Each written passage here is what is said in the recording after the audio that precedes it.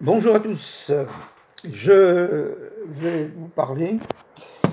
Alors, je suis Philippe, le sacré numérologue. Vous savez que je suis numérologue et que j'affectionne particulièrement la science sacrée des nombres parce qu'elle nous apprend beaucoup. Elle nous dit beaucoup de choses, aussi bien sur nos identités ainsi que aussi sur le collectif. Alors, moi aujourd'hui, je voulais vous parler de la symbolique du 7 parce que c'est vrai que c'est vraiment une énigme, ce nombre 7. D'abord, c'est un nombre sacré, et c'est vrai qu'il est prépondérant dans toutes les traditions, que ce soit les traditions évidemment du livre, traditions religieuses, et dans l'ésotérisme de beaucoup de religions, on le retrouve, parce que sa symbolique est immense. Et c'est vrai qu'on la retrouve dans la Genèse, dans la Bible, effectivement, avec dans la Genèse, évidemment, les 6 jours de la création, et Dieu se reposa le 7e jour, c'est-à-dire que Dieu, si on peut l'appeler Dieu, vous l'appellerez comme vous voudrez, mais la création s'est faite en 6 jours, symboliquement, et le 7e marque une pause. Donc Dieu regarde sa création, c'est intéressant. Et c'est vrai qu'en numérologie, le nombre 7, d'ailleurs, marque une pause, puisque si je prends l'exemple de l'année personnelle, si nous sommes en année personnelle 7, c'est vrai que c'est l'année où il faut se reposer, enfin, où il faut prendre du recul et connaître une introspection, s'imposer une introspection pour faire le point, faire un bilan. Mais Dieu aussi, effectivement, a dû faire un bilan des 6 jours de sa création, et il trouva le monde beau, bien évidemment. Alors, comment vous dire, quand le nombre 9 est le nombre du cycle, le nombre du cosmos, d'ailleurs le 9, lui, c'est le dernier des nombres, des chiffres, et celui-ci définit, si vous voulez, le début et la fin des cycles. Dans le 7, il représente la perfection de l'être humain, c'est-à-dire que symbolise la perfection, mais sur Terre. Quand le 9, c'est déjà un nombre qui est dans le cosmos, on en parlera une autre fois, mais le 7, c'est vrai on peut dire qu'il représente, c'est vrai, la perfection de l'homme, ce que l'homme doit atteindre, évidemment, avec une dimension spirituelle, bien évidemment. Alors vous savez que le nombre 7 rythme, c'est quand même très intéressant, les changements cruciaux de l'être humain au cours de sa vie. Alors, si on prend par exemple, pour un petit enfant, les dents commencent à pousser au 7e mois. Ça c'est vrai, on le constate, c'est une constatation. La première dent pousse au 7e mois de l'enfant. Et en fait, toutes les dents de lait tombent à la 7e année. Alors il faut y voir une grande symbolique. Si on prend dans la tradition agricole aussi, on doit mettre les terres en jachère toutes les 7 ans.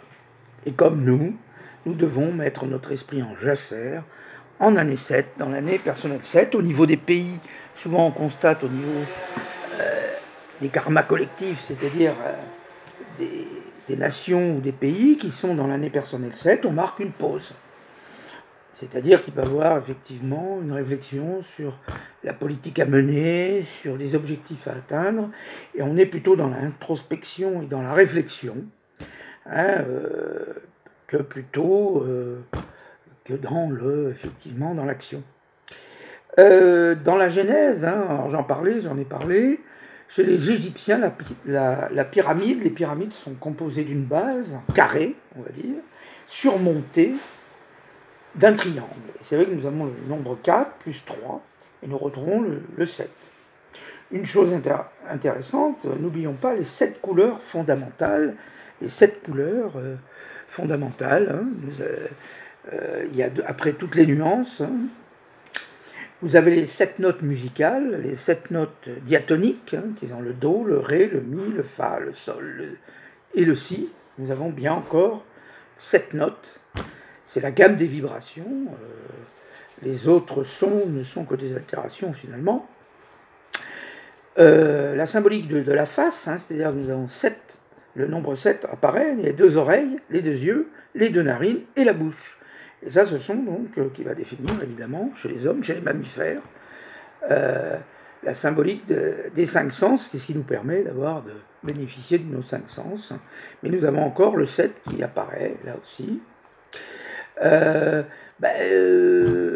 le Coran, nous avons aussi les 7 tours autour, lorsqu'on va à la Mecque et qu'on va faire le pèlerinage, il faut tourner 7 fois autour de la Kaaba. Donc on retrouve encore dans tout le 7 partout. Et en fait, le 7 offre au microcosme, alors la notion de microcosme, nous sommes des microcosmes, face au macrocosme, au cosmos, propose une transformation. D'ailleurs,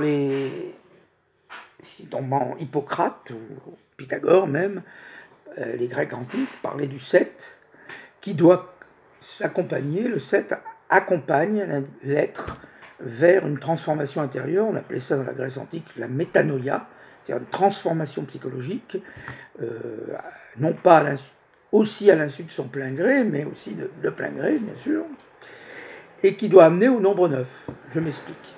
C'est-à-dire que le 7 est le démarrage de l'axe du collectif.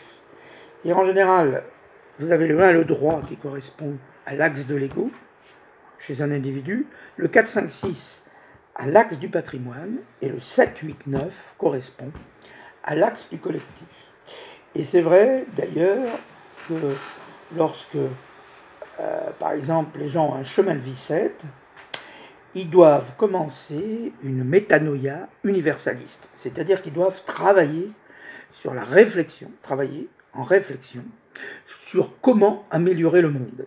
Alors ça reste de la théorie, parce qu'on est dans le 7, donc ça reste de la réflexion, et on doit apporter au monde des nouvelles idées, des nouvelles stratégies pour améliorer le monde. Alors c'est évidemment le monde des philosophes, des écrivains, le 7, c'est l'écriture aussi, et la transmission, c'est-à-dire transmettre un savoir. Et le 7, là, prend toute sa mesure, effectivement, dans l'axe du collectif, c'est-à-dire qu'il va concerner, n'est-ce pas, le collectif.